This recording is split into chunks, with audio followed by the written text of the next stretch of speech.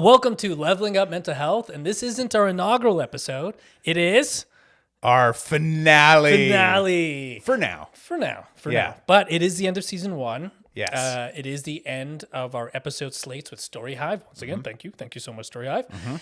And we have to wrestle with our thesis today. Yeah. We got to answer our ultimate question. Are video games the hero or the villain? So this is going to be our topic today. It's just you and me. It's you and me. No extra guests. Nope. Nobody to... No outside biases. That's right. All right? Yeah. Only our internal belief systems now. That's right. We got to take everything we've learned from the past... Oh my God. How many? 7 episodes. This is our 8th episode. Yes, it is. For the past 7 episodes and come to a conclusion and support our conclusion. And here's the question. Have we learned anything? Have we? Most likely not. No, I think we've learned a lot. Yes. I don't want to do a disservice to our guests. No. The thing that we learned the most in terms of our thesis, though, is that it's a very nuanced question. That's right. And that there is no right or wrong answer. Ultimately, it depends. That's right. We're not going to do that today. No, we're going to pick a side. We're going to pick a side, and we're going to debate them based on some of the things we learned from our guests. That's right. And then we'll talk about what our personal beliefs are. Yeah, but what if we pick the same side? How do we debate that? Then I'll play devil's advocate no matter what that side is. Okay, That fits your personality well. Yeah, 100%.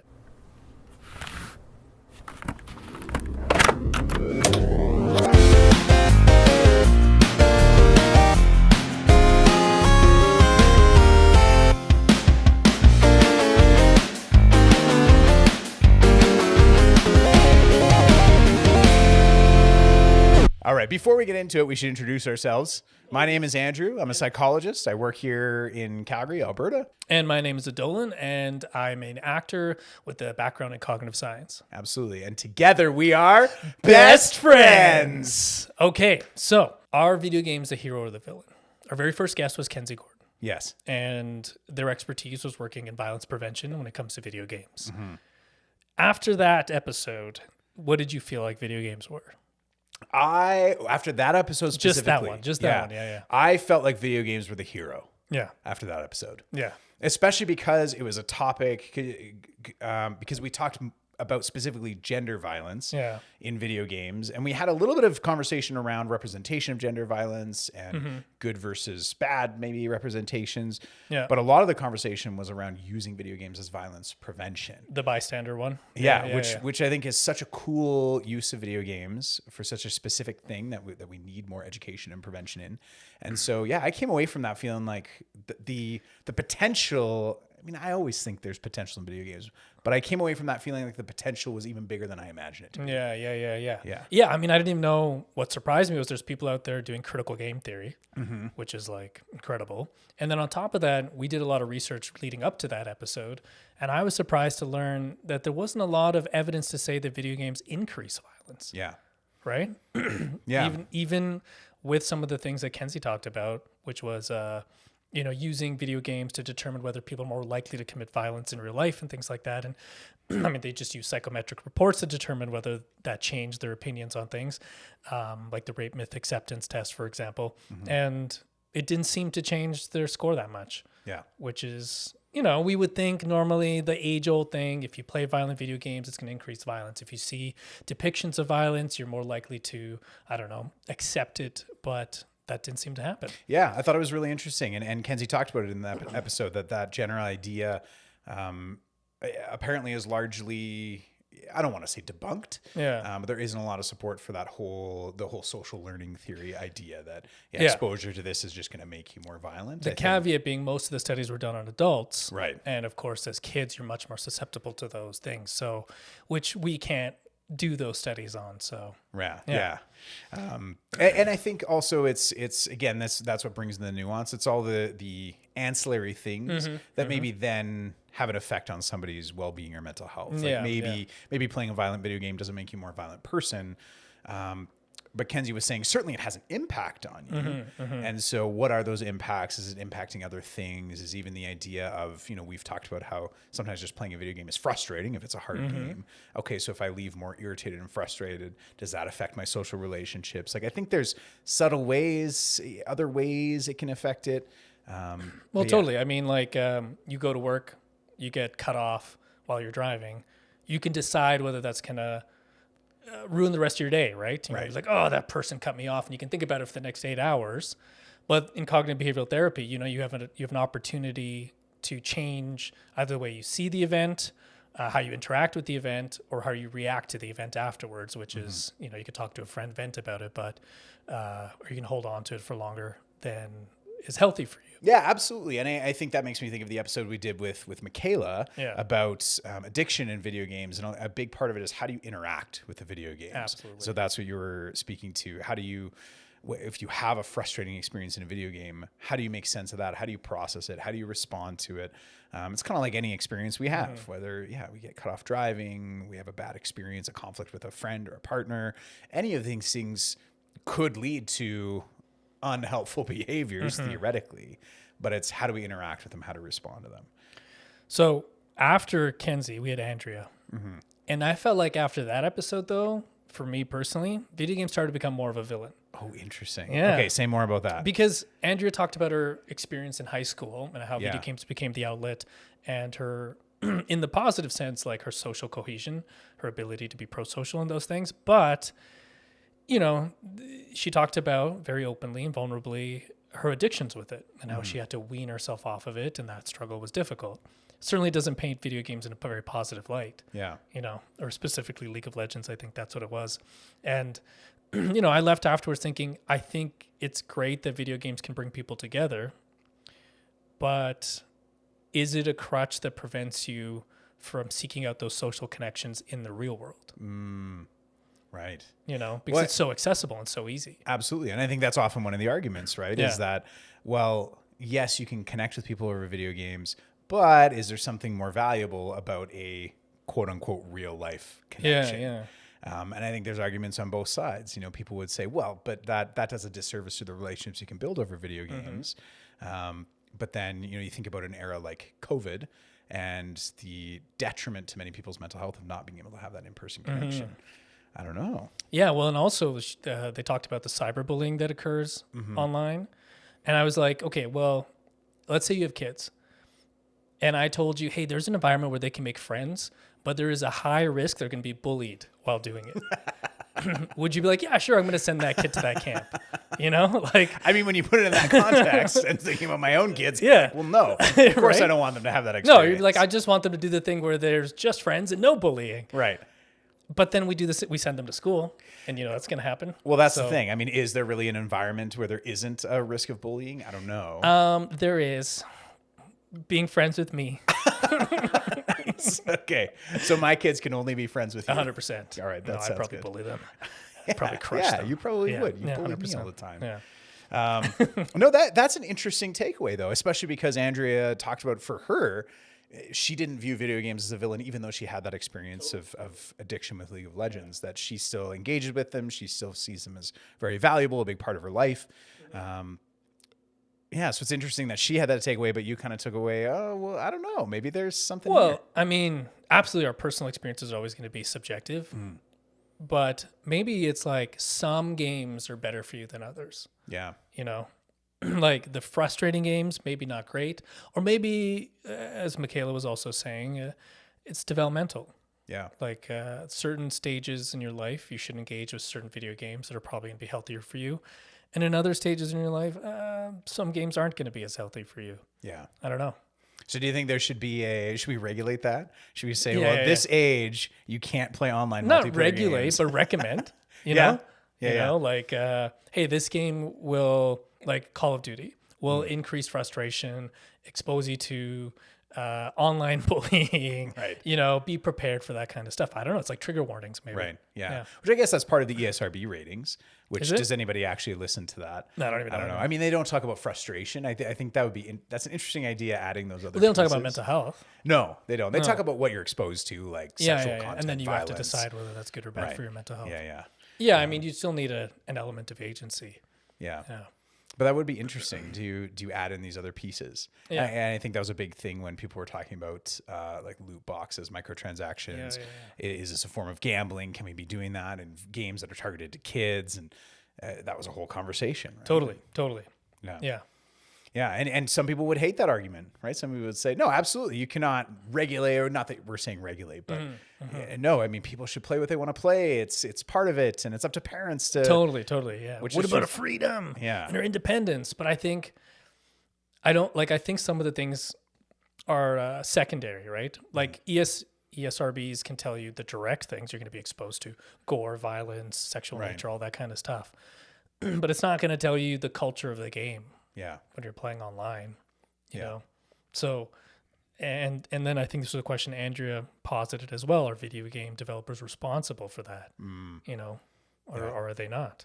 Yeah. What do you think about that now? How much, because that's a conversation that came up in that episode. It came up in the episode with Keith. Yeah. It came up a few times. Yeah. What is the responsibility of video game developers as we're sitting here in this summary of these past episodes? Look, I'm going to take a hard stance. Oh yeah, okay, I'm hard ready. stance. Do okay. it. I think it depends on the game, but I think video game developers need to increase the responsibility on the types of games they're putting out and understand the effects of it. I understand the monetary incentive for games, and of course, there's going to be games that we're going to keep playing again and again with the same sort of cycle and that sort of stuff. And I don't think and to give them the benefit of the doubt, I don't think you're going to know right away, right? You might release a game and then find out later it has this effect on people. Right. But I do think we're in a world in which like there's just so much information that we need a couple of things. Like in the world of AI, we're going to need to know whether this was really made by humans or not. And I think that's a responsibility of developers. That's not going to be up to us, or, you know, I don't want to have to hire like a third party system or like Norton anti-AI virus stuff, you know, like I want to know what's real and what's not. And that's the responsibility of government regulation and developers. And then I kind of want to know what it's going to do to my kids, because I'm not going to have time to play the entirety of a game and go, yeah, this is appropriate for my kids or my friends or people with mental health challenges. Right. I'd like to know the themes that go beyond just ESRB ratings, and just, it doesn't have to be preventative. Like they don't have to say like, sorry, it doesn't have to be prohibitive, but it's preventative, right? I don't need them to say, don't play this, but I want to be aware that, hey, like in some point in this game, you're going to be experiencing some sort of violence. Not only is that ESRB rating, but violence can affect you in X, Y, Z ways. And you're probably going to press X and ignore that little disclaimer anyways. Right. But I think for a parent who's going to start a game right away, or for us to be able to talk about it openly, like maybe we need to change the culture around it too. And developers can start that conversation, which is like, we'll just put it on Reddit or forums where people can say, yeah, this game made me feel X, Y, Z. And I just want to, you know, let people be aware of that. Yeah. I don't know. Interesting. Yeah.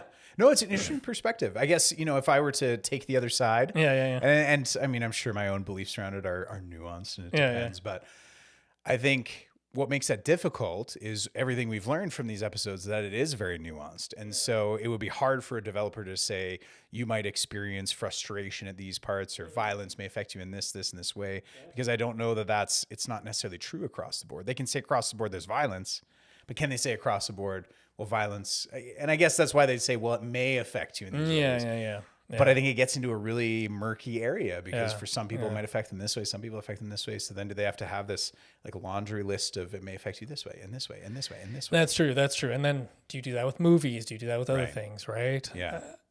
Yeah, it is. I don't know if there's a right answer to it. No, I don't think there is a right answer. But I do think perhaps it's even more of a question of like, maybe we can go deeper. Like, really, it's a question of like motive. Like, why are we making this game? Yeah. Like, there are some things, if we're only doing for the sake of monetary gain, I can probably say fairly definitively, if it's just for that sole purpose, and that's the only reason why we've either added that to the game or created that game, it's probably not that good for you. You know, like if it's just for that specific reason, you know, if there's other things around it, we're like, yes, we're going to add this thing. It is going to make us money, but also it's going to improve the player experience. It's going to be more fun. Sure. That's fair game. I mean, we live in a capitalist world. People need to make their ends meet. I get that. Yeah. But I think there are a lot of things that are happening around now in not just in video games, but literally like every industry out there, where we're just creating things for the sake of creating them without fully understanding it. And I think there's a difference between intelligence and wisdom. Right. So we have artificial intelligence where we're building something like generative AI, but we don't have wisdom, right? Right. And artificial wisdom, I don't even know if you can create something like that, because the creators themselves need to have that kind of wisdom. Yeah. And you can't learn that just by reading the internet. So What? You can't? no, what is that involved? There's no Ask Jeeves wisdom version, you know? So I think like we're propelling society forward, but I don't know if that's always for the better. And I feel like that's kind of happening in video games right now too, which is the industry's churning out games left, right, and center. And there's so many reskins of games and things like that. And sure, it'll make short-term gain, but I don't think it's wise. Like over the long term, you're going to lose fan bases. People are going to get disinterested, and it's short-term gain for long-term pain, you know? Right. So that's kind of my 2 cents on it. Yeah. No, I think it's a fair point. And I think there is a responsibility, and it's, I mean, we're talking about this interesting intersection of art and business. Yeah. Right. That, video games, creation of video games is an art. Yeah. And at the same time, it is a business. That was a big part of our episode with Keith, was talking about developers do need to keep the lights on. And so they will add things to make money. And that's a big part of what they have to do, especially AAA games that are costing millions and millions and millions of dollars. Yeah. And that's a fair point too, right? Yeah. Like the fan base needs to recognize that these games aren't easy to make. And there's hundreds of people employed that all need to, like when you say millions, that could be just 50 people working on it. Yeah. At $50,000 a year. Like you're already in the millions. Very quickly. Yeah. Like, but I think the other piece is that gamers aren't stupid. No. Generally.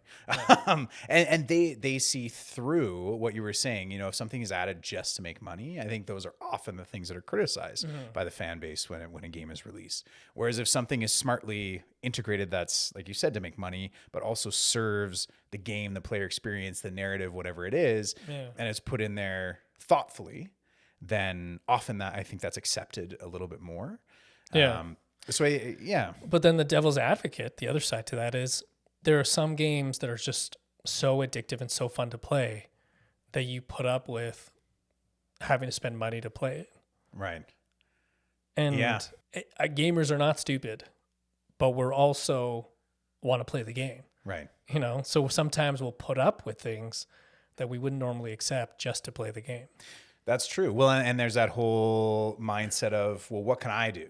I'm one person. Yeah, exactly. So me not buying this game, there's the common thought of vote with your wallet. Yeah. But then people get in the mindset, I'm not going to make a difference. My wallet doesn't matter. Yeah. I want to have fun. My friends are playing it. I'll just do it. Yeah. Like, there's games, oh my God, like Fortnite and Rocket League. What are they? They're free to play. Free to play, but then they add in like microtransactions and stuff like that. And, I'm not going to take away somebody putting Batman skins on there, Fortnite or whatever the case is. Like, that's pretty epic and fun, and it's such a huge game. But every company that's trying to mimic that, I'm like, oh, maybe Fortnite was just like lightning in a bottle. It was the intersection of art, or maybe they knew. But I feel like after that, and this is not, this is totally anecdotal, so don't research quote me on this, but I feel like after that, people are like, oh, that's what we can do. And so maybe the motives for Fortnite or games that came prior to that were like that were more about like, how do we make this fun? How do we make it interesting? And we'll make some money off these things, but I don't think anybody knew it was going to blow up that much. Yeah. And now everybody's trying to mimic that. But I'm like, well, now you're only doing that for money. Like, I think the original goal of that game wasn't just money. It was, what if we do something fun? What if we change this? But I don't know. I might be wrong. Yeah. It's hard to say. It's that whole, it's hard to interpret people's intents and motives. And I mean, a lot of great art mimics past things too. Totally. Like, not everything can reinvent the wheel. Like this is very much, this will kind of put a date and time as to when we're recording this, but Expedition 33 has been a big conversation this year. Yeah. Just won Game of the Year. Didn't it get stripped of its Game of the Year award? Only in, I think it was the Indie Game Awards or something. Yeah. Because of like a little bit of AI that was put in, but apparently it was an accident. I don't know. It was I don't want to speak for them. But. Yeah. As far as I understand it, they used it to build some assets years ago in the pre-development of the game. Right. And they accidentally left it in or something. No, they didn't even leave it in. They apparently took it out. And then real people end up making it, but the the question is, it was in the pipeline. Yeah. Which that's part of the debate. Yeah. But anyway, so they didn't, the Game Awards themselves, they still won Game of the Year. Totally. But that was one that I think is a bit of a lightning in a bottle, but I bet we're going to see a bunch of games try and capture the essence of that. And it's the same question. Well, they like clearly one of the things that I think people resonated with is they made this with great artistic intent. A lot of passion. And it's a brilliant game because of that. So then other people that try to mimic that, well, are they doing that with artistic intent, or are they looking at this thing that blew up, made a whole bunch of money? How do we do that? I don't know. It's hard to say. I mean, I will say, I'm sure many businesses evolve like that. They steal ideas from each other. Sure. I mean, that's a normal thing. Yeah. So I just think, it comes down to that intelligence is not wisdom. Yeah. If we're going to shortcut it, it may work for a short period of time. But eventually, gamers are too smart, right? And even when we're talking about mental health, right? Like, I don't know if I want to expose myself to that level of drudgery, you know? Like, it's not, but people will do it. Yeah. So I think as long as you're mindful in how you're engaging with those things and you don't expect it to do something beyond what it's capable of, you're probably going to be okay. Yeah. It's kind of what I learned throughout our conversations with so many people. Like Mira was a great example. Some games worked for her. Some games definitely did not. Yeah. But she was, wise enough to go, well, this is what's going to help for me during my commutes, during my time, during my transient periods, all of those types of things. And then these games aren't going to be that great for me. Too much stimulus, too much, and it makes me feel more stressed out. And then she was able to go, yes, no, yes, no, yes, no. Right. Yeah. Yeah, and that episode was great because, and I think I said this in our debrief of that one, but it was a great reminder of something I think I know, but it was a good salient reminder that everybody has a different experience with these games. Totally. And different people are going to respond to them differently. Different people's brains need different things from the things they engage with, including video games. And so, I think ultimately the responsibility is with us, of course. We're not saying it's all the video game developers. They got to make all the... But we have a lot of responsibility in HC too to decide what impacts me. I've talked on a couple episodes about how I decide not to engage in very many online multiplayer games because I know they're not good for my mental health. Yeah. I don't want to experience both the potential addictive qualities, the frustration of it, the cyberbullying that can happen. I mean, I'm an adult, but I still get affected by those things, and I know I'm sensitive to it. Yeah. And so I choose not to engage with that. I have the responsibility to choose that. Yeah. One other, keeping on this kind of responsibility theme, some of the episodes we talked with Darrett, with Kenzie a bit, we talked about representation of different themes in general within games. And I think one thing that we've seen done quite well, not always well, but in a lot of cases well, where video game developers, I think, do have a responsibility, but they take it pretty seriously, is how they represent these themes in their narrative. Yeah. Whether that is something like queer representation or representation of gender violence. And it's not saying they all hit it out of the park because it's hard to do. But I think that's a place where there's some responsibility. If you're going to handle a sensitive theme, you need to do it thoughtfully because that is something that could impact somebody's mental health. Totally. Now, is it their fault if somebody has a reaction to it? I don't know. I don't think it's quite that linear, but people have lived experiences that have left them with trauma, with challenges. And if they're going to engage with a piece of media that delves into that brings some of these things up, I think, again, there's an individual responsibility. Am I in the place that I can engage with this? But I think there's a developer responsibility of, can we thoughtfully present this rather than just throw it in for the sake of throwing it in? But that always wasn't the case, right? Yeah. Like there's lots of games, movies that didn't have good representation. So why do you think developers... Well, first, we agree that they have a responsibility. Do you feel like that's a new thing? Ooh. Or has it been something that they've always had to have a responsibility for? That's a good question. I don't know. It's hard to retroactively think because I only know... Like, does Mario represent Italian culture? And did they have a responsibility? Right. I mean... on the one hand, I would like to say, yes, there's always been a responsibility, but the culture around it has changed. What we see as maybe an insensitive representation now, 15, 20 years ago, even 10 years ago, was not generally by the majority considered an insensitive representation. Like it's interesting. Many people talk about that, watching a show from 10, 15 years ago. Oh, yeah. And even watching episodes of like The Office or something, where I love The Office, but every once in a while there's a joke that you kind of cringe and say, "Ooh, you couldn't get away with that now." Yeah. Just because the conversation around it has changed, we think about it a little bit differently. Minorities have become more vocal about what's affecting them, what's not. So I think there's always a responsibility to consider, how is this going to impact the people that are consuming this product, this media,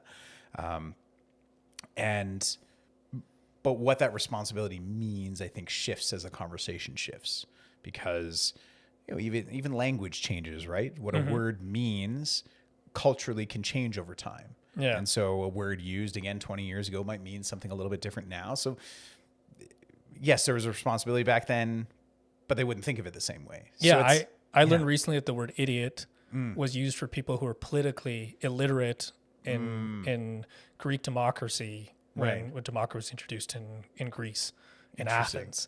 Yeah. And now we use it to basically, to be pejorative and insulting to people. But it was used specifically to delineate people who were or weren't part of the political literacy groups at that time. I 100% agree with you. I think what's interesting about it, though, is like we say things like you can't get away with it, which like. And I know we were just saying it. I'm not calling it out or anything like that. But there's this like implication that, we know it's kind of bad, but we can get away with it. Like we can push the envelope this far. Yeah. And I think in media and art, you're supposed to be able to do that. Yeah. Because that's kind of the point. You're allowed in art to push envelopes, to challenge the status quo and that sort of thing. But there's a difference between punching up and punching down. And we talk about this in comedy all the time. Yeah. Punching up means we point out a inequity or an issue, but we don't insult the victim of that, whatever that context is. Punching down is using the victim as the butt of the joke. So we're laughing at them, right? And we're laughing at their plight. And sometimes some people can get away with it. Usually people who are of that culture or ethnicity or gender or whatever, they can be representative. And oftentimes when they're the subject of that punching down. So there's a lot of comedians out there who will use themselves as the butt of the joke, and we laugh along with them because we're like, oh, this person's safe. They're making fun of themselves, and that's okay. But if that same comedian started to make fun of me or somebody else, even for the exact same things, we go, well, that's now bullying, right? And so I think about like video games, and I think about like brown representation in video games. Yeah. And for a long time, I don't know, America has this fascination with the war. And the enemies were basically, in video games, the cultural enemies of that time. Right. I think Call of Duty went from Russians to Arabs to, I don't even know who you're fighting now these days. Like, I haven't played the recent ones, but, like, there's always the Team America Black Ops mission, and it's always to save democracy and freedom from either communism or terrorism. Right. And that's the topic. And I wouldn't even known that this was a bad thing until someone pointed it out to me. But I grew up playing those games and be like, yeah, I want to kill those people.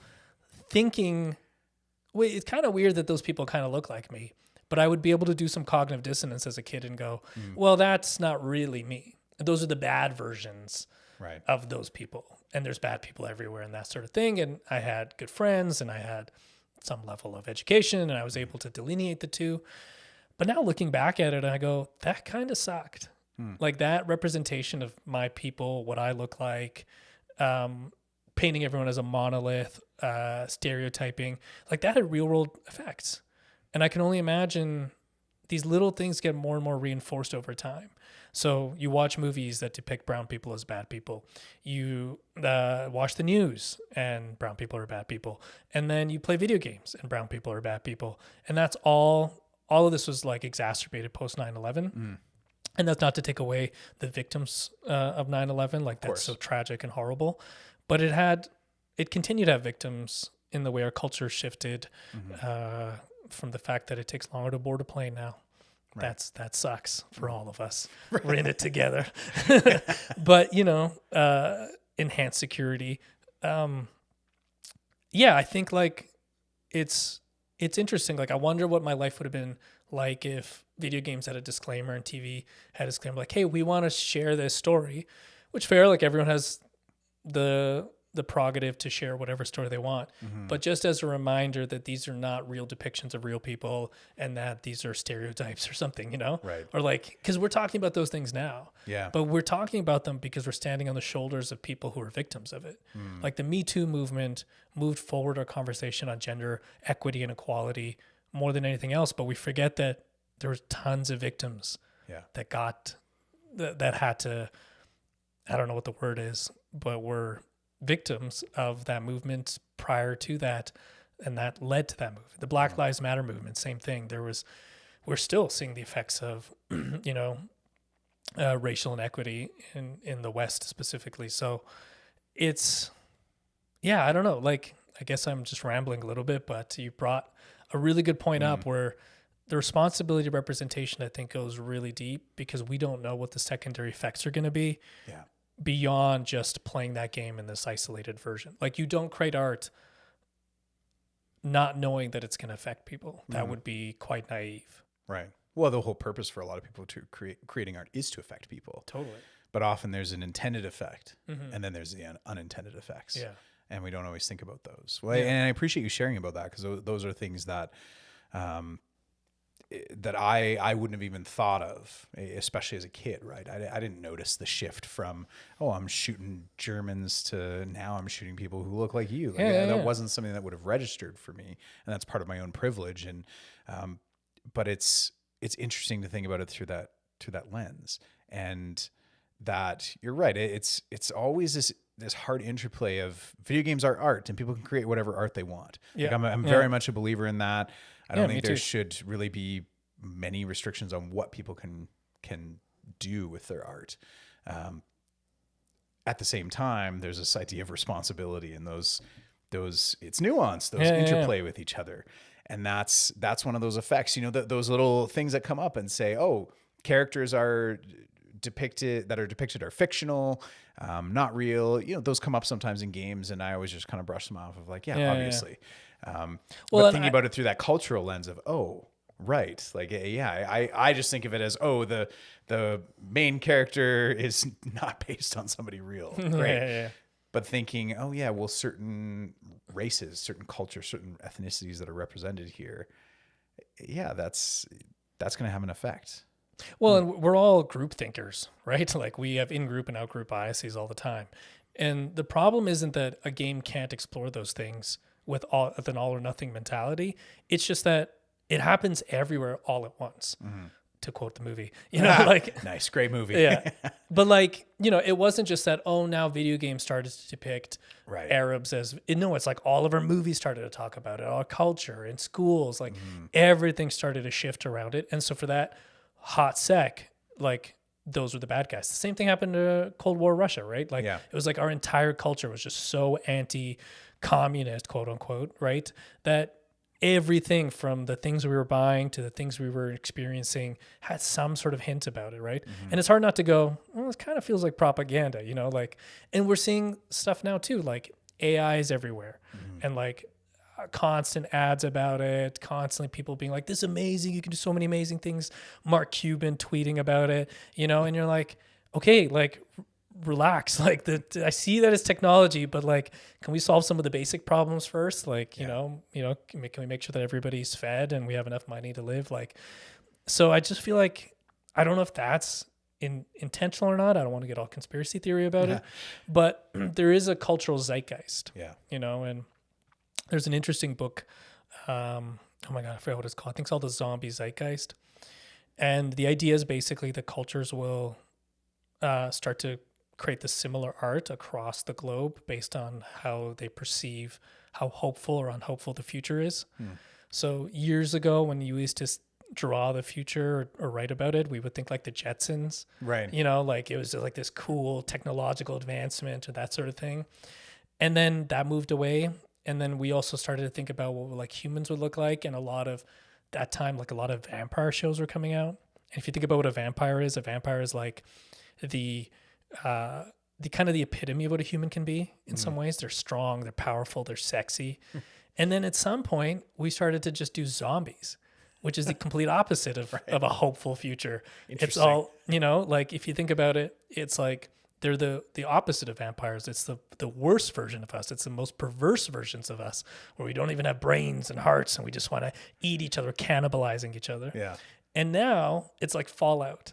It's all androids and artificial intelligence and robots taking over and, everything's double downing on that kind of storyline. And now it's not zombies, it's post-apocalyptic. Right. Like the world is going to end, but like, well, how do we survive afterwards? Interesting. And those stories are always there, like remnants of it, but it's just like how much of it we start to put out as a culture. And so... That's fascinating. Yeah, isn't it? Really fascinating. But I think it's kind of, it was my belief, like I think it's true. And that's why we're talking about representation. Because now it's like in vogue. It's a cultural zeitgeist. Yeah. And now there's a counterlash to it, right? Like you can't say DEI anymore. Yeah. It's like how long did it last? Now. Oh no, 5 years and that's all we got, like, so yeah, it is going back to, I think it affects our mental health. And absolutely. Part of what it's making me think about is there's kind of like the flashbulb mental health effects, and then the systemic, the insidious over time mental health effects. Because if I think about, what do I come across in my therapy room, and that's obviously anecdotal, and just one therapist working with certain things, and video game addiction isn't even my specialty. So certainly there's a skew in my evidence here, but conversations that I might have with clients are more around those things like the addictive qualities of video games, or like an online multiplayer video game that's maybe taking over a big chunk of somebody's life. How is that serving them? How is that not serving them? Is this creating a problem for them? Is this getting in the way of their relationships? A lot of those themes that we talked about with Michaela on that episode. But there aren't a lot of conversations I'm necessarily having with clients about is their mental health being affected by the systemic representation of certain identities that are relevant to them over time. Not necessarily. Once in a while it might come up as kind of an interesting conversation, but we don't necessarily look at that as this is an in the moment impact on your mental health. And there is a deeper layer of impact. So I don't know if I have a point with that. I think it's just interesting to think about, from a mental health professional standpoint, what are the things I see show up in therapeutic conversations. And maybe that's something, maybe I'm taking learning from this. Maybe I need to have more therapeutic conversations with people if video games are a relevant part of their lives, obviously. Well, I would say, not that I'm telling you how to therapize. No, tell me what to do. Yeah. But I would say that's an ethos or framework of retraining. Because social workers, for example, are constantly thinking about systems theory. True. And they're thinking about, well, you're depressed, but maybe there's a million other things going on in your life. And I'm sure you're doing that conversation, but I guarantee you people who have been victims of this and then have become aware of that being the reasoning, like systemic biases that have disprivileged them, 100% they're talking about it in their therapy settings. Like in my conversations with my therapist, it's always, what can I do? But also there are systems that are built against you. Right. And it isn't your individual onus to be able to change that. It's too hard. You can vote with your wallet, you can vote literally and change that. But there are things that disprivilege, intersectional privilege, right? Like there's some things that I have so much privilege in. I'm a cisgendered male. I get tons of privilege that way. And then there's a lot of things I'm disprivileged in as a brown guy, and the automatic assumptions that are built and made about me just for me existing in the world. So everybody has it. Like I know we say things like, it's a cisgendered white male's world. And I'm like, yeah, kind of, it is. But if that same person was in different parts of the world, they would also have intersectional privilege. So we just have to be aware, and context and wisdom is what else helps us, I think, create discernment around those things. Yeah. So do you think playing those video games that depicted villains that looked like you. Do you think that had a negative impact on your mental health? 100%. Yeah. Yeah. And I think not alone. Right. So going back to again, everything all yeah, together. yeah. But not to get into my whole history of, of racism and things like that. But yeah, like for sure, like there were times where I'd go to school or languages that people use against me that I'm like, oh, I think that stuff has been made more permissive because of the things you're consuming. Mm-hmm. And we all know like online language and online culture is not great. But then on top of that, you create this permissive attitude of racism, ageism, genderism, then I feel like it'll bleed out in ways in your quote unquote real world too. Yeah. Especially as kids, you know, like your world isn't separated. Mm-hmm. You don't have a professional version of you and a not, you're just a kid. And so generally how you react in a video game as a child at 12 years old is probably how you're going to react in schoolyard hierarchies as well, So yeah. One of the things I've been thinking a lot about over this season and since we've been filming these episodes is, and it's come up in some of our debriefs, but just the question of, are video games good or bad for my own mental health? I've talked about different experiences growing up and how they impact me. And in our first episode, we talked about how it saved our friendship and helps us connect. But it is interesting to just think about it in a more detailed way. I think I've been paying closer attention to it as we've been going forward. And I think even just looking at, on the one hand, I love that I have this passionate hobby that it's an easy default. Like, when people talk about, I don't have a hobby and I feel for them. It's something I explore lots with people in therapy is how do you find your passions and things that fill your cup? And for me, I'm like, if I get 20 minutes to play video games, I feel great. But at the same time, I think having that default prevents me sometimes from exploring other passions or hobbies or, kind of stepping out of that comfort zone. And maybe there's certain healthier choices I would have made at certain points if I didn't always have that default of, I just play video games for a while instead of working out, instead of playing a sport or doing something like that. Yeah. So it's interesting just reflecting on what the role it has now. And so just thinking about that for, we were just talking about how it maybe impacted you growing up. What do you think is the impact now for you in whatever sense that is? Well, let me ask you a question because we're talking, and then do you feel like you default to certain video games over other games? Because you can always do Wii Fit or something like that, Yes, that's true. Yeah. I have Just Dance. Yeah, exactly. And we played it. We have. And we're not that good at it. I think we look great. Yeah, we look great. Are we on beat? I don't know. Who cares? Yeah.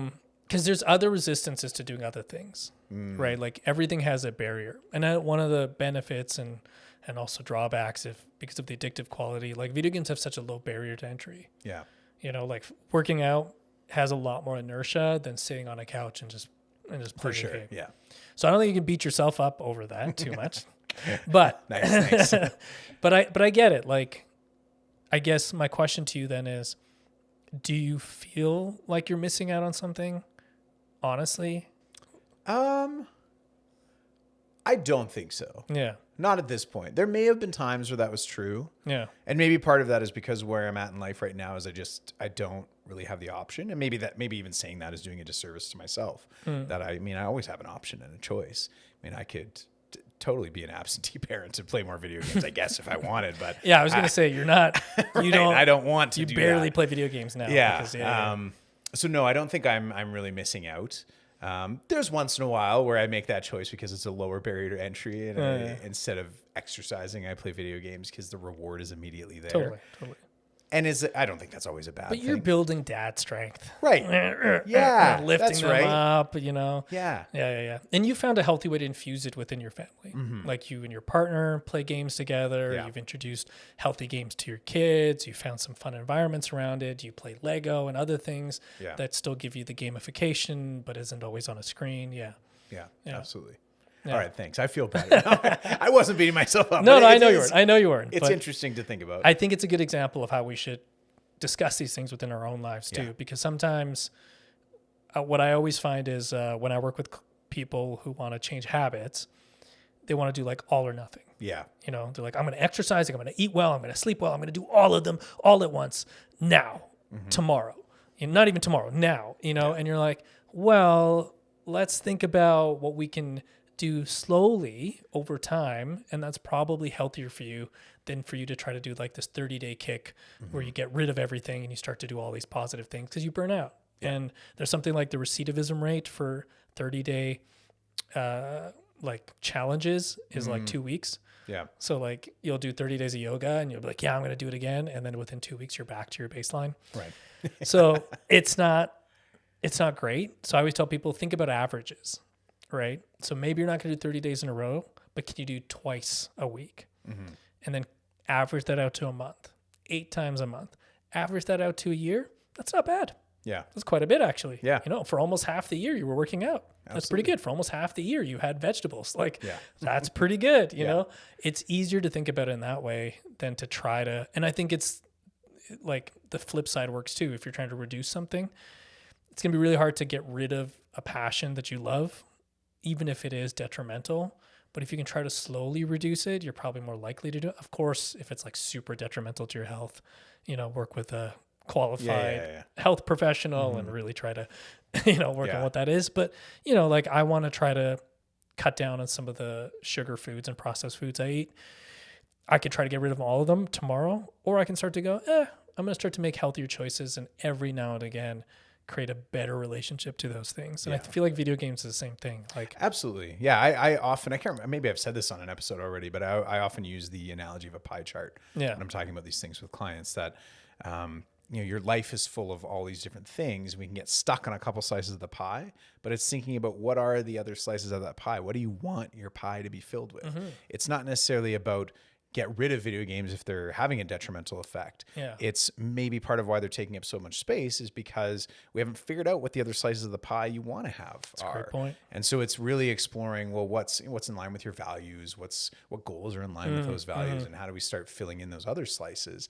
And then naturally, I think we not always, but naturally we start to find more of a balance with something like video games. Because it doesn't have to be this all or nothing of don't do it. It's just, well, what else is there that would give you balance? And then you'll find that equilibrium. And also research shows it's easier to add things that are positive to your plate to help reduce the negative things than try to get rid of things and then wait for that empty space. For sure. So if I was use like a plate metaphor, like it's a lot easier for you to stop eating like things that aren't good for you if you just add more of that positive stuff onto your plate. Yeah. You add more vegetables, you add more protein, you're going to fill up and then you're not going to feel as likely. But if you just get rid of the cake, then you just have an empty spot you're looking at. Yeah. Right. And that's like psychologically, you want to fill it with something. It's hard. So to your question, I think video games are now, because I'm more mindfully engaged with them, definitely positive for my mental health. But that's mostly because the games I'm interested in, I feel like add value to me either emotionally, spiritually, or give me an experience that I feel like I wouldn't get anywhere else. We talked about like story and how in video games you aren't just like passively like reading it, or you're actually an active part of it. And I don't feel like there's any medium that makes me feel like I'm an active part of the art that's being made currently. Yeah. In the same way, you know? Yeah. Yeah. No, it makes a lot of sense. Which is why I love story-based games, RPGs, and that sort of thing. Like I get to connect my passion of reading and stories, but I get to feel like, I'm actually exploring and uncovering this story as an adventurer on my own. Yeah. Yeah. Yeah. That engagement with it. I think that was always something that stood with me when I would play or read books growing up, especially fantasy books. There was a sense of, but I want to know more about this world. I want to see more of it. People talk about the world building, the lore is always so interesting. And so video games give you that chance to literally just, we'll run in that direction. Go explore. Totally. That's why I always love open world games, because I think it feeds that sense of, I get to see more of this world. Yeah. And then go engage with the narrative when I want to. But I am actively avoiding games that did cause mental health challenges when I was growing up, though. Like I don't play shooter games. I don't do those things, partly because I don't like the violence in games. Like I'm not really into it anymore. And two, like the depictions, like I don't know what the representation is going to be like. And I'd rather work and support studios that are actively thinking about it than ones that are not. Not to say there are ones that aren't, I don't even know. But I'm like, I don't need that, you know, like I don't need that negative experience of it or that addictive quality, or I don't need to see another badly represented character. Right. You know, so. Yeah. Engaging with that doesn't serve you. No, it's not helpful. But, you know, for some people it is. And I'm not knocking anybody who's going to play any of those types of games. But I do feel like there's less and less of those games for sure. Yeah. You know, there's a lot more games that are now being built with all kinds of mindfulness, whether it's representation or whether it's the game loop. And part of it is just, like you said, gamers are smart. They're discerning. And they're not going to spend their hard-earned money on a game that's not going to fulfill them. Yeah, absolutely. What was the most surprising moment of this season for you? Surprising moment? Do you have an answer? No. I will stall for both of us. As I was asking, I thought, I don't even know what I would answer to this. I think overall, I can't pick one moment, but I think overall what was most surprising to me was just how many people out there want to talk about this stuff. Yeah. So, you know, I was tasked with trying to get some guests and things like that. And I thought it was going to be so hard. Like, I was like, who's going to talk about the intersection between video games and mental health? I know there's people who want to talk about video games, and I know people want to talk about mental health. Yeah. But both of those things, like, there's probably going to be like 2 people out there, and I already know one of them. You know, like, so, but no, like the amount of people that we have that I can't wait for us to continue to make more episodes to invite on. Like, it's really surprising. Like, we have people in the intersection of accessibility in video games. We still haven't talked to youth. You know, we still need to get young people on the podcast and talk about their experiences of video games and mental health. And we have people lined up wanting to do that too. Absolutely. So I think that was really pleasantly surprising for me. Yeah. Yeah, I agree. I think I was surprised by that too. Don't take my answer. Yeah, what you said. But it's true. It's cool that so many people wanted to talk about this. And yeah, we have people lined up. We're ready to do more. We're really excited about it. Okay, no, I'll give a different answer. I'll give a real answer. Yeah. I feel like part of me keeps getting drawn back to our episode with Mira and her talking about how different games helped her cope or were too overstimulating and stressful, and just how different my experience with video games is from what she described. And that's where I don't know if surprising is the right word, because it makes a lot of sense to me. I mean, and as a therapist, these are conversations we have all the time with. But maybe it was insightful or something. It was insightful, and I think especially because I don't always think of video games in that therapeutic context, because they're just a passionate hobby of mine. And so I think that was just really interesting, and that really stuck with me. So now you're going to start to use video games in your therapeutic process? Yeah. I'm just going to... What a great excuse, eh? Every session, I'm going to open with a video game and have people rate how overstimulating versus how comforting. Listen, I talked to an expert on this, and they said it really helps. So, yeah. I wish. I mean, some people use video games in sessions. I think we talked about this too. Like, there's so many research areas that makes me want to go back and get a PhD just to put some of our ideas into practice, you know? All right, so are video games the hero or the villain? Ooh, tough. We're picking a side. Let's pick a side. We're picking a side. Do it. You can't say it depends. Can't say it depends. But here's the thing. Are you going to pick the opposite of what I say, or are you going to agree with me? Well, I don't. This is where you get to answer first. I guess you have the advantage. I know. Okay, no, we'll go 3, 2, 1. Okay. You ready? 3, 2, 1. 60-40. That's not picking a side. I know. Wait, okay, 60-40 which way? 60 hero, 40 villain. Okay. Yeah. Well, 40% villain. Yeah. All right, tell me why. I think putting the onus of responsibility on the individual, given our current context, makes it very hard for me to say that it's going to be the hero for a long time. Interesting. I think it's currently the hero. Okay. Up until 2025. Yeah. You know, I think it has been generally a very positive thing, but I fear for the way industries, not just video games, but art itself is going. Yeah. Yeah. Well, that's a very valid answer. Yeah. I know one of our goals for next season would be having an expert in AI on to talk about that. But not just AI. Like, I think like you were saying, there are so many things that are parts of us know deeply. They're like, oh, I should be doing this. I should be working out, or I should.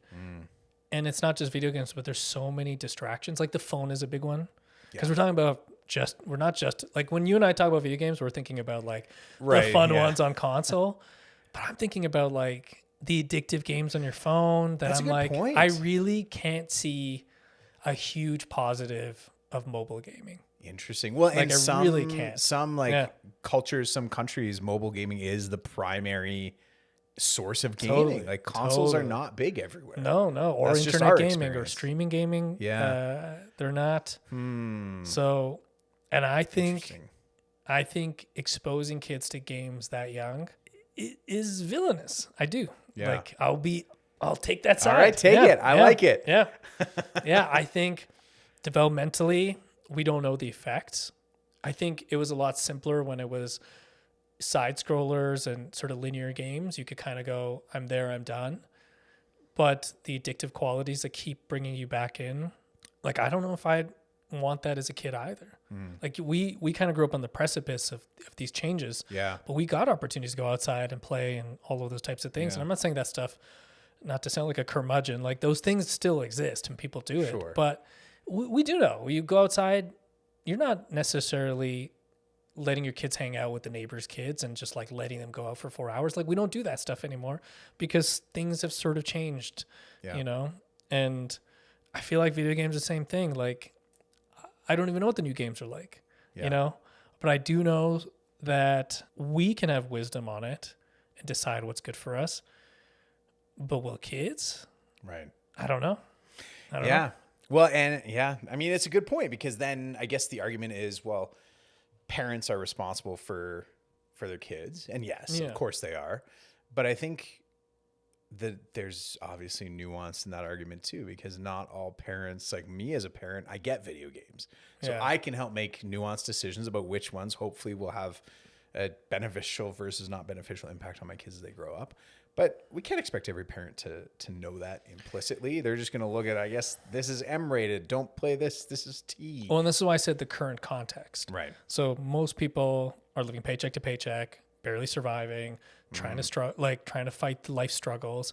And so it's a lot easier to be like, here, take the phone, take this tablet. Yeah. And the kids will just figure it out. And then you have no idea what they're exposing themselves to. Yeah. And that's a very different world where, you know, my computer was in the living room and everybody got to see what I was doing, you know, like the consoles were on TVs and, you know, not in your hand privately. I don't know. It's just, it's scary to me to think about the effects it can have and the lack of awareness about the effects it can have. Right. Which is why I think it is exciting that we're doing this because you know, and I take this job very seriously. Like we may be information for people. Like parents might listen to this and go, holy, what do I do? You know, and we want to explore those things in future episodes as well, with more experts.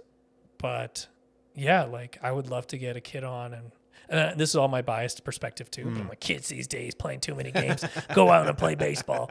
But yeah, I think that's why I would say right now, I feel like it's the villain. It's not the hero it was when it lived long enough to become the villain. Ooh, that's what it was. Well said. Yeah. Wow. Well, I appreciate you taking a bold stance. Yeah. Well done. Now your turn. My turn to defend why they're the hero? Yeah.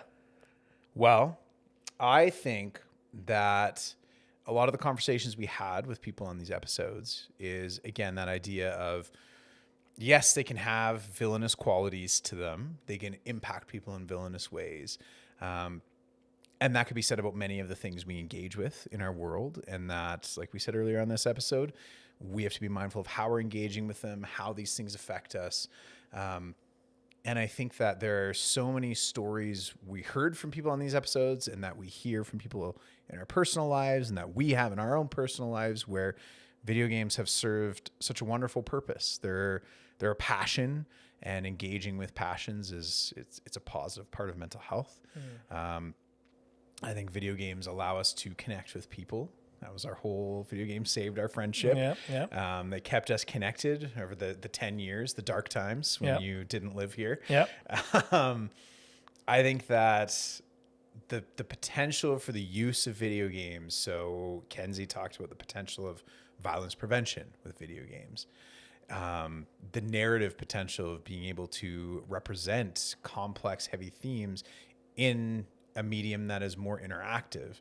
I think there's certain risks with that, but I think there's so much potential, and we've seen so much benefit of that, of people being able to engage with these narratives that are really meaningful, and that they've played a role in, like in RPGs. I think, again, the episode with Mira and talking about how video games are actually a really important coping tool, to help, like with the transition after work, those kind of things. I think even, thinking about talking to Keith and the video game developer side, and that, yes, there were conversations around the business and financial decisions, keep the lights on and all of that. There's a whole conversation there. But at the same time, it's a massive industry that employs people, that allows people to work on something they're really passionate about. It's a really cool thing from my perspective. And so, yeah, I still stand firmly on the side of video games are the hero. Nice. All right. Nice. Season 2 will be our showdown. Yeah, exactly. Will it save or break our friendship? Dun, dun, dun, dun. Okay. All right. Oh, man. First of all, thank you for this journey, my friend. Oh, thank you. I feel like this is the last skill testing question of season 1. We'll just do it again. Yeah, we'll just do it tomorrow. Yeah, we'll do another one. Okay. Skill testing question. Let's end season 1 with a big one. Let's do it. Okay, I want to do yours first. Okay. I'm excited about this. So, I need my phone to help me with this. So your skill testing question is a series of multiple choice questions. Oh, okay? Yeah. You made one? Or you found one online? It's a fairly simple one. Okay. I just looked up information that Got it. You'll see. It lends itself to multiple choice fairly easily. Got it. So again, this kind of dates when we recorded this a little bit, but at the time of recording, there were recently the Game Awards, which over recent years, I think it's going for 10 years, something like that. That's kind of like, it's become the Oscars or Emmys of video games. There are other award shows, and really, do award shows matter? I don't know, but it's fun. And every year they do a game of the year. Yeah. And so I'm going to see let me actually see. The first one they have listed here is 2014. Okay. Oh my God. So you want me to list 11 them? years. But I'm going to give you the options. Okay. 11 years of Game Awards? Oh my God. Okay. Maybe we won't do all 11 years, but we're going to see starting with this year, which should be a gimme. Yeah. But I will give you the nominees. Okay. And you tell me who won. Okay. The Game of the Year award from the Game Awards. This is fun. This is such a good one. Good job. Thank you. Yeah. All right. So 2025. Yeah. Your nominees are Death Stranding 2, Donkey Kong Bonanza, Hades 2, Clair Obscur Expedition 33, Hollow Knight Silksong, Kingdom Come Deliverance 2. Oh, those are some good games. Great. Hollow Knight. I'm going to say Clair Obscura. Ding, ding, ding. Thank you. You got it. Donkey Kong was up there. I got to play that. I know. I've heard it's fantastic, actually. Okay, 2024. Your options are Balatro, Black Myth Wukong, Final Fantasy VII Rebirth, Astrobot, Elden Ring Shadow of the Erd Tree, Metaphor ReFantazio. Was it Astrobot? Yeah. Yeah. Ding, ding, ding. Nice. I know. Great. It's on my playlist. I know. That's why I was like, okay. 2023. Okay. Alan Wake 2. You wish. You wish. That's it. Game of the century. It should have been. Oh, dear Lord. Baldur's Gate 3. Legend of Zelda Tears of the Kingdom. Marvel's Spider-Man 2. Resident Evil 4. Super Mario Brothers Wonder. Damn, Baldur's Gate beat Resident Evil? Yeah, it did. Nice. Ding, ding, ding. Yep. 3 for 3 so far. 2022. Okay, this is where it gets hard. A Plague Tale Requiem. Elden Ring. God of War Ragnarok, Horizon Forbidden West. Oh, this is tough. Stray, Xenoblade Chronicles 3. I think God of War, or is it Elden Ring? You got to choose one. Oh, it's too tough. I can't remember between the two. They're both great games. Both phenomenal games. Played both. Love them both. God of War. Very good at them both. Wrong. Oh, it was Elden Ring. It was Elden Ring. Eked it out. But he won Best Actor that year. That could be. I think so. Which he would deserve it. Yeah. He was phenomenal in Ragnarok especially. Okay. 2021. Your options are Deathloop, Metroid Dread, Ratchet and Clank Rift Apart, It Takes Two, Psychonauts 2, Resident Evil Village. I actually don't know. Not as good a year, honestly. I know. That was a tough. I mean, nothing against those games, but I mean, you put Tears in those games or Baldur's Gate. And... Yeah. Okay. I'm gonna say Resident Evil. Wrong. Ratchet. It Takes Two. It Takes Two. Really? Yeah, the co-op. It's a good game. It was a good game. It is a good game. Yeah. It's very good. Okay, 2020. Animal Crossing New Horizons. No, probably. Doom Eternal. The Last of Us Part 2. Final Fantasy VII Remake. Ghost of Tsushima or Hades. Oh, that's tough. Good games that's tough. in there. Ooh, I've played a lot of those. They're phenomenal. I want to say Last of Us 2. Final answer? Yeah. Correct. Yeah, ding, ding, ding. Very deserving. Yeah. Though Ghost of Tsushima. Oh, it's a phenomenal game. Yeah. Yeah. Maybe we'll jump around some years. 2016. Mm-hmm. Doom, Inside, Titanfall 2, Overwatch, Uncharted 4. Overwatch 2? No, Overwatch. Overwatch. First one, 2016.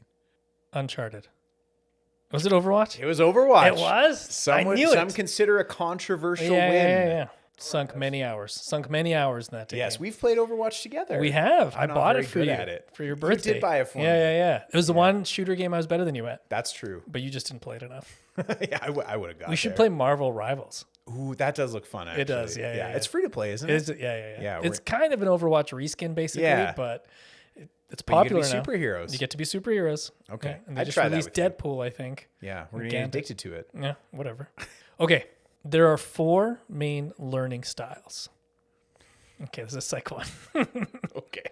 All right, my brain already hurts. You know this. Okay. They're pretty obvious. Yeah. I think by a guy named Nielsen in New Zealand came up with these in 1987. Okay.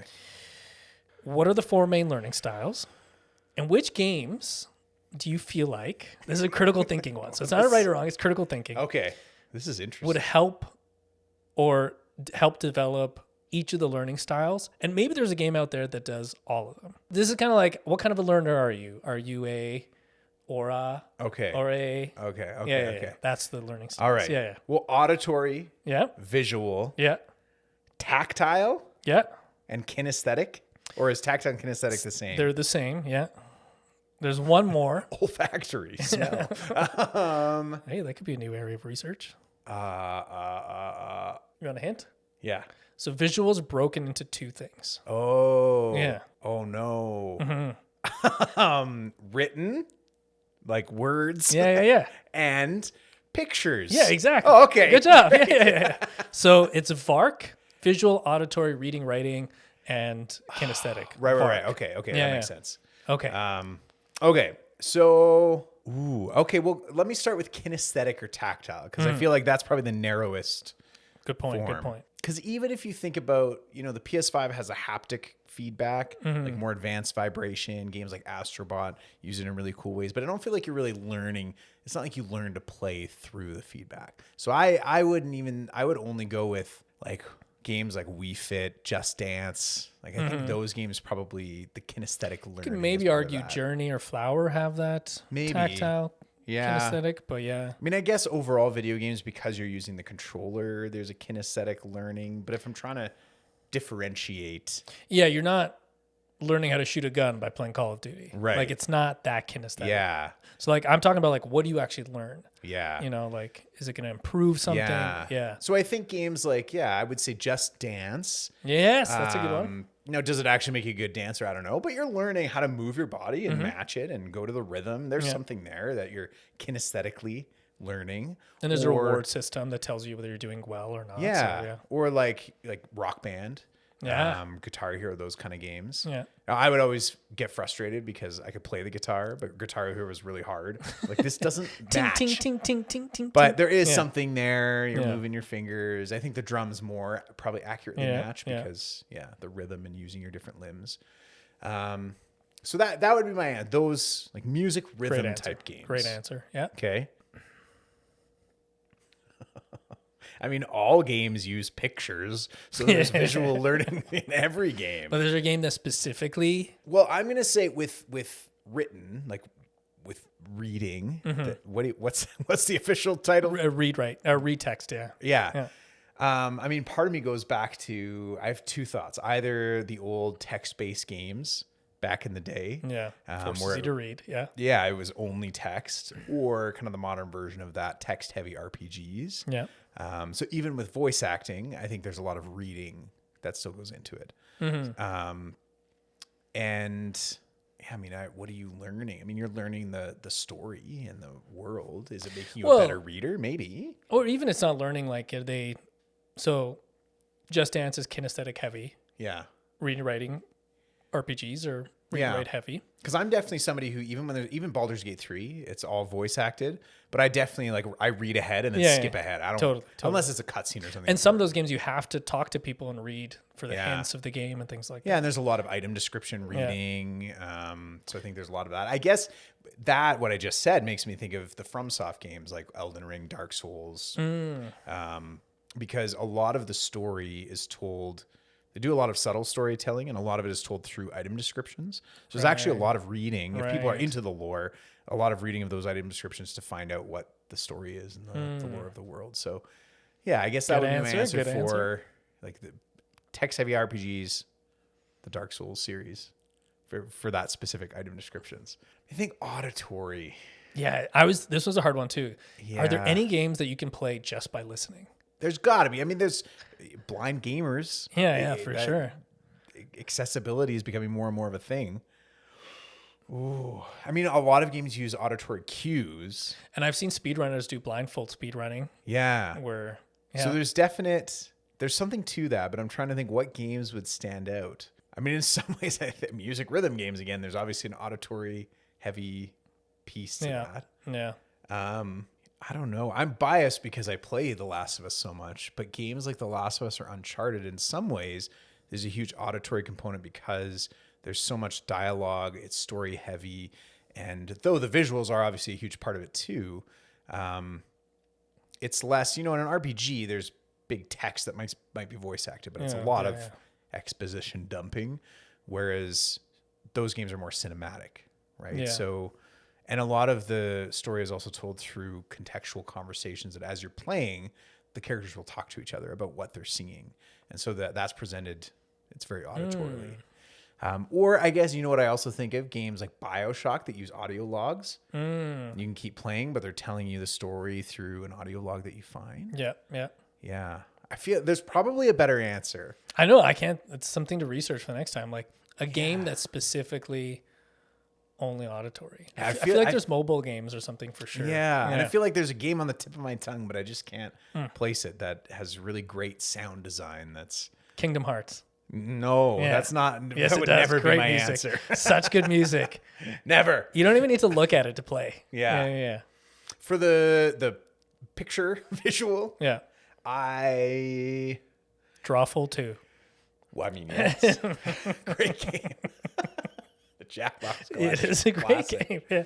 You know what I think of is what are those games? Limbo and Inside. Yeah, those games come to mind because they're side scrollers, but they're interestingly visually presented. And a lot of it is obviously you're paying attention to the environment and the enemies and how to platform and solve puzzles. And, or like a game like The Witness that's very puzzle heavy. That's but the puzzles are very visual. Great answers. Thanks. That was tough. That was a good question. It's fun though, right? Yeah. Now we don't need to know. That's now good. we know a list of games. Yeah. Do you have any answers for those that I didn't say?